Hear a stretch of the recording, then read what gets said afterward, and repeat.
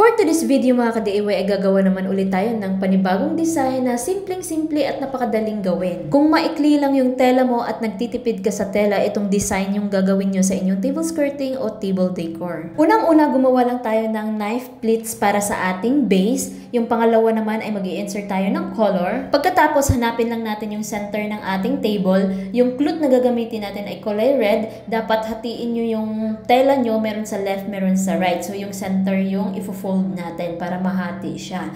So, itatali na natin. Naglagay lang tayo ng thumbtack sa table natin at panali gamit ang tire wire. Then, tinalian na natin yung cloth. Kung yung table nyo naman ay plastic at wala kayong panali, pwede kayong gumamit ng mahahabang pins. At ito naman yung gagawin natin. Pascallop, then meron siyang pabitin sa side. Kung ano yung ginawa natin sa right side, ganun din yung gagawin natin sa left side. So, una, maglalagay ka ulit ng thumbtack sa side at panali. Pagkatapos, iangat natin yung cloth, then gagawa tayo ng another scallop dito sa left side. Ayan, para meron siyang left and right scallop. Then, ayusin lang natin, adjust lang natin yung haba ng scallop natin na magpantay doon sa right side. Ayan, i-adjust mo lang bago mo talian at higpitan yung pagtali. Marami na tayong mga tutorial na katulad nito sa ating YouTube channel. Meron tayong mga flower scallop at iba't ibang design na flower scallop. So, i-visit nyo lang yung ating YouTube channel.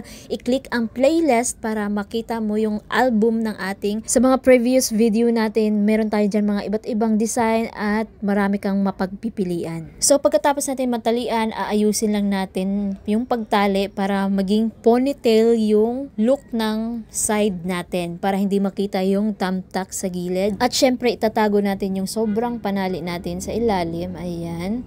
So, ganyan lang kadali at napakasimpleng gawin at matipid rin siya sa tela pag ito yung design na gagawin natin. Lalo na pag on the spot yung gawa nyo or mabilisan, so ito yung magandang design na madaling gawin. Lalo na pag two color combination yung gagawin nyo. Yung design natin dito, yung scallop natin ay nakasagad sa top ng ating table. Pwede rin natin siyang i-lower, depende sa gusto nyo kung gusto nyo nakasagad or naka-lower. So ito namang pangalawa natin ay mas madaling gawin dahil single scallop lang ito. Tanggalin lang natin yung tali sa center ng ating table at i-adjust lang natin yung sa side. Pwedeng nakasagad yung scallop, pwede rin naka-lower, depende sa inyo. Perfect na perfect siya sa kahit anong okasyon dahil napakadali, simple at eleganting tingnan. Palitan nyo lang yung color combination kung ano yung motif or theme color ng inyong okasyon. Don't forget to like, subscribe at i-hit ang notification bell para lagi kayong updated. Thank you for watching!